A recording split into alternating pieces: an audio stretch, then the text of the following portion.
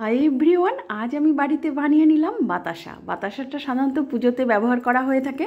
সেই বাতাসা আজ আমি বাড়িতেই তৈরি করে নিলাম। হাফ কাপ চিনি নিয়েছি আর একটুখানি এটাকে গোলানোর মতো একটুখানি জল দিয়েছি, সামান্য, মানে হাফ কাপ জল নিয়েছি তো তারও অনেকটা কম আর কি, মানে 1/4 জল নিয়েছি। জল নিয়ে এটাকে লিকুইড করে উপরে ফেনা মতো যখন হবে আর একটু হাত দিয়ে, মানে হাত বলতে দুটো নখের সাহায্যে দেখব তার মতো সৃষ্টি হচ্ছে কিনা। হয়ে গেলে এর মধ্যে একটুখানি বেকিং সোডা দেবো আর চিনি গুঁড়ো করে থালার মধ্যে ছড়িয়ে দিয়েছি। তার আগে সেই থালাটায় একটুখানি তেল মেখে রেখেছিলাম।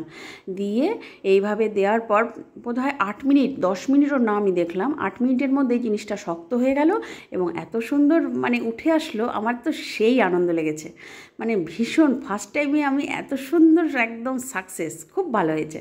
খেতে হয়েছে খুব সুন্দর, গরম গরম বাতাসার কিন্তু টেস্টই আলাদা, দারুণ লাগে, মানে লাগলো বানাতেই আমার ভীষণ ভালো লেগেছে খাবার থেকে। খুব সুন্দর, দারুণ হয়েছে বাতাসা।